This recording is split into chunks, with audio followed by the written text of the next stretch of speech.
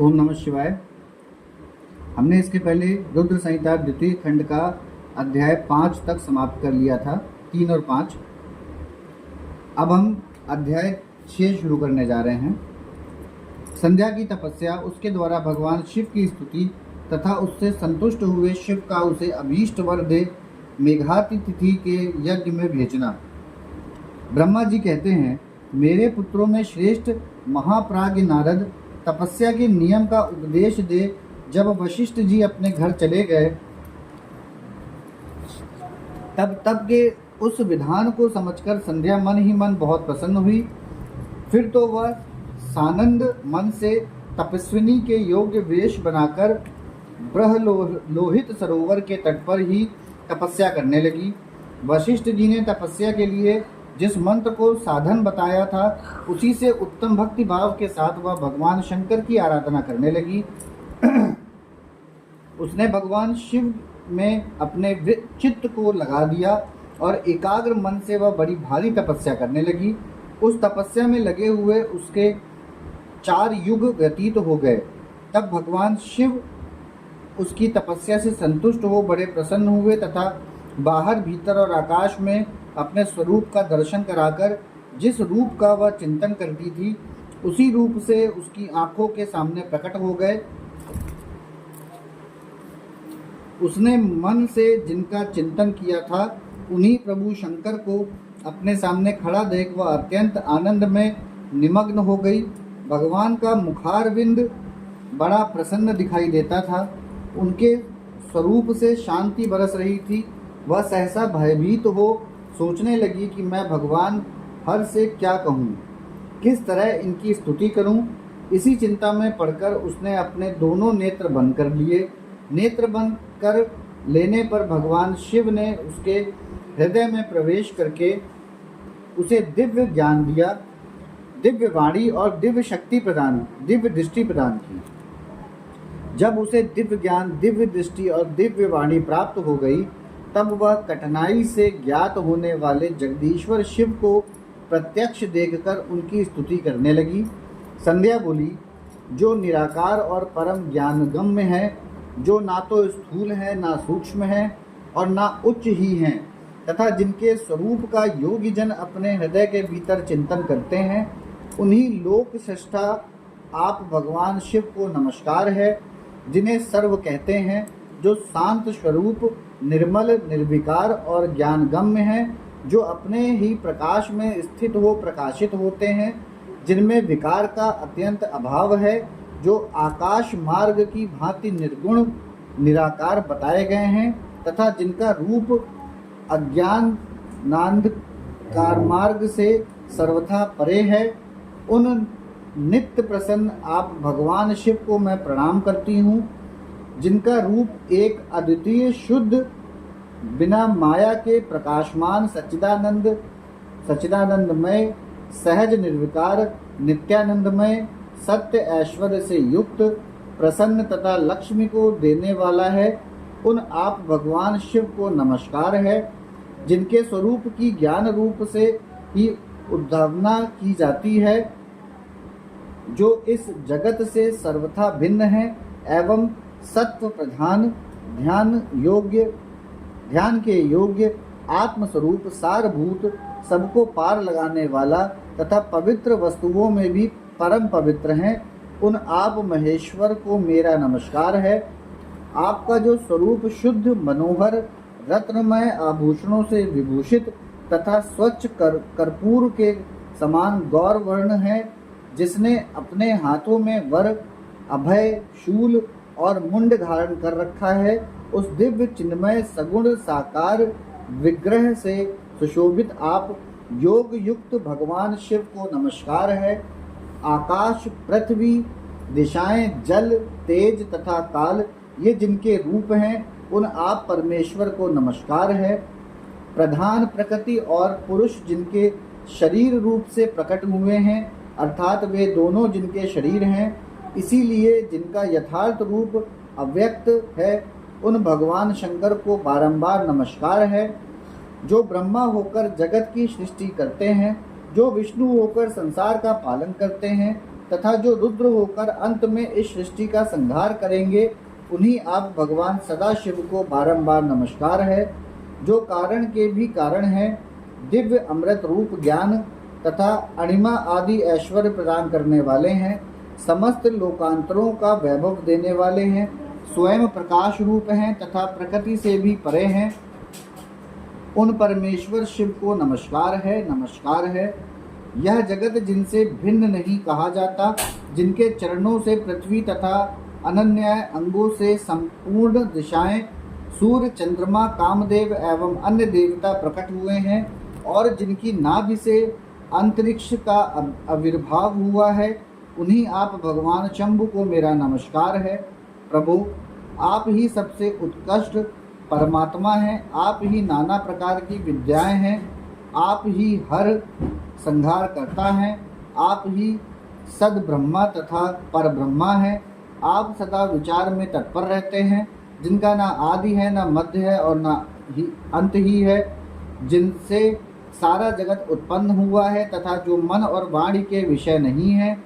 उन महादेव जी की स्तुति मैं कैसे कर सकूंगी। ब्रह्मा आदि देवता तथा तपस्या के धनी मुनि भी जिनके रूपों का वर्णन नहीं कर सकते, उन्हीं परमेश्वर का वर्णन अथवा स्तवन मैं कैसे कर सकती हूँ। प्रभु, आप निर्गुण हैं, मैं मूढ़ स्त्री आपके गुणों को कैसे जान सकती हूँ। आपका रूप तो ऐसा है जिसे इंद्र सहित संपूर्ण देवता और असुर भी नहीं जानते हैं। महेश्वर, आपको नमस्कार है। तपोमय, आपको नमस्कार है। देवेश्वर शंभो, मुझ पर प्रसन्न होइए, आपको बारंबार मेरा नमस्कार है। ब्रह्मा जी कहते हैं, नारद, संध्या का यह स्तुतिपूर्ण वचन सुनकर उसके द्वारा भलीभांति प्रशंसित हुए भक्तवत्सल परमेश्वर शंकर बहुत प्रसन्न हुए। उनका शरीर वल्कल और मृग चर्म से ढका हुआ था, मस्तक पर पवित्र जटाजूट शोभा पा रहा था। उस समय पाले के मारे हुए कमल के समान उसके कुंभ लाए हुए मुंह को देखकर भगवान हर दया से द्रवित हो उससे इस प्रकार बोले। महेश्वर ने कहा, भद्रे, मैं तुम्हारी इस उत्तम तपस्या से बहुत प्रसन्न हूँ। शुद्ध बुद्धि वाली देवी, तुम्हारे इस स्तवन से भी मुझे बड़ा संतोष प्राप्त हुआ है। अतः इस समय अपनी इच्छा के अनुसार कोई वर मांगो, जिस वर से तुम्हें प्रयोजन हो तथा जो तुम्हारे मन में हो, उसे मैं यहाँ अवश्य पूर्ण करूँगा। तुम्हारा कल्याण हो। मैं तुम्हारे व्रत नियम से बहुत प्रसन्न हूँ। प्रसन्नचित्त महेश्वर का यह वचन सुनकर अत्यंत हर्ष से भरी हुई संध्या उन्हें बारंबार प्रणाम करके बोली, महेश्वर, यदि आप मुझे प्रसन्नतापूर्वक वर देना चाहते हैं, यदि मैं वर पाने के योग्य हूँ, यदि पाप से शुद्ध हो गई हूँ तथा देव, यदि इस समय आप मेरी तपस्या से प्रसन्न हैं, तो मेरा मांगा हुआ यह पहला वर सफल करें। देवेश्वर, इस आकाश में पृथ्वी आदि किसी भी स्थान में जो प्राणी है, वे सब के सब जन्म लेते ही काम भाव से युक्त ना हो जाएं। नाथ, मेरी सकाम दृष्टि कहीं ना पड़े। मेरे जो पति हों वे भी मेरे अत्यंत सुहृद हों। पति के अतिरिक्त जो भी पुरुष मुझे सकाम भाव से देखे, उसे पुरुषोत्तम का नाश हो जाए, वह तत्काल नपुंसक हो जाए। निष्पाप संध्या का यह वचन सुनकर प्रसन्न हुए भक्त वत्सल भगवान शंकर जी ने कहा, देवी संध्या, सुनो। भद्रे, तुमने जो जो वर मांगा है वह सब तुम्हारी तपस्या से संतुष्ट होकर मैंने दे दिया। प्राणियों के जीवन में मुख्यतः 4 अवस्थाएं होती हैं। पहली शैशवावस्था, दूसरी कौमारावस्था, तीसरी यौवनावस्था और चौथी वृद्धावस्था। तीसरी अवस्था प्राप्त होने पर देहधारी जीव काम भाव से युक्त होंगे। कहीं कहीं दूसरी अवस्था के अंतिम भाग में ही प्राणी सकाम हो जाएंगे। तुम्हारी तपस्या के प्रभाव से मैंने जगत में सकाम भाव के उदय की यह मर्यादा स्थापित कर दी है, जिससे देहधारी जीव जन्म लेते ही कामास्थ न हो जाए। तुम भी इस लोक में वैसे दिव्य सती भाव को प्राप्त करो जैसा तीनों लोकों में दूसरी किसी स्त्री के लिए संभव नहीं होगा। पाणी ग्रहण करने वाले पति के सिवा जो कोई भी पुरुष सकाम होकर तुम्हारी ओर देखेगा वह तत्काल नपुंसक होकर दुर्बलता को प्राप्त हो जाएगा। तुम्हारे पति महान तपस्वी तथा दिव्य रूप से संपन्न एक महाभाग महर्षि होंगे जो तुम्हारे साथ 7 कल्पों तक जीवित रहेंगे। तुमने मुझसे जो जो वर मांगे थे वे सब मैंने पूर्ण कर दिए। अब मैं तुमसे दूसरी बात कहूँगा जो पूर्व जन्म से संबंध रखती है। तुमने पहले से ही यह प्रतिज्ञा कर रखी है कि मैं अग्नि में अपने शरीर को त्याग दूंगी। उस प्रतिज्ञा को सफल करने के लिए मैं तुम्हें एक उपाय बताता हूँ, उसे निसंदेह करो। मुनिवर, मेघातिथि का एक यज्ञ चल रहा है जो 12 वर्षों तक चालू रहने वाला है। उसमें अग्नि पूर्णतः प्रज्वलित है। तुम बिना विलंब किए उसी अग्नि में अपने शरीर का उत्सर्ग कर दो। इसी पर्वत की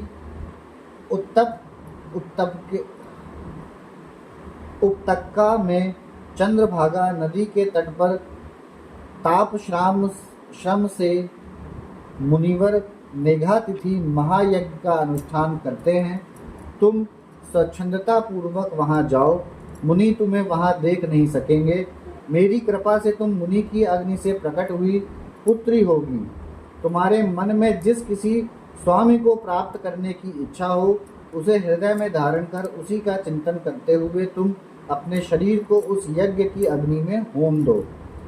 संदेह, जब तुम इस पर्वत पर 4 युगों तक के लिए कठोर तपस्या कर रही थी, उन्हीं दिनों उस चतुर्युगी का सतयुग बीत जाने पर त्रेता के प्रथम भाग में प्रजापति दक्ष के बहुत सी कन्याएं हुईं।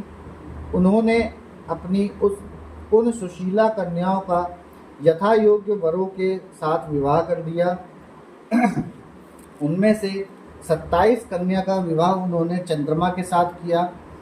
चंद्रमा अन्य सब पत्नियों को छोड़कर केवल रोहिणी के प्रेम करने लगे।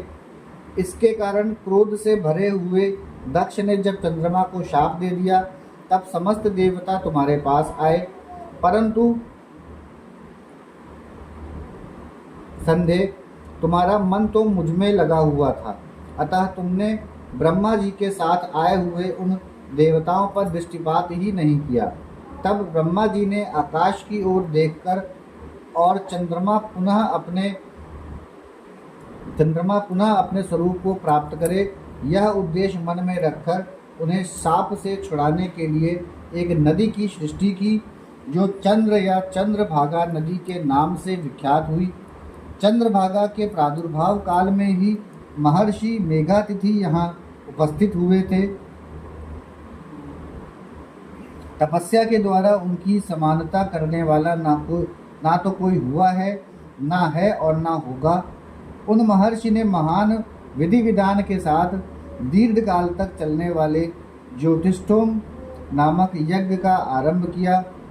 उसमें अग्निदेव पूर्ण रूप से प्रज्वलित हो रहे हैं। उसी आग में तुम अपने शरीर को डाल दो और परम पवित्र हो जाओ। ऐसा करने से इस समय तुम्हारी वह प्रतिज्ञा पूर्ण हो जाएगी। इस प्रकार संध्या को उसके हित का उपदेश देकर देवेश्वर भगवान शिव वहीं अंतर्ध्यान हो गए। यहाँ हमारा रुद्र संहिता द्वितीय खंड का अध्याय 6 समाप्त होता है। ओम नमः शिवाय।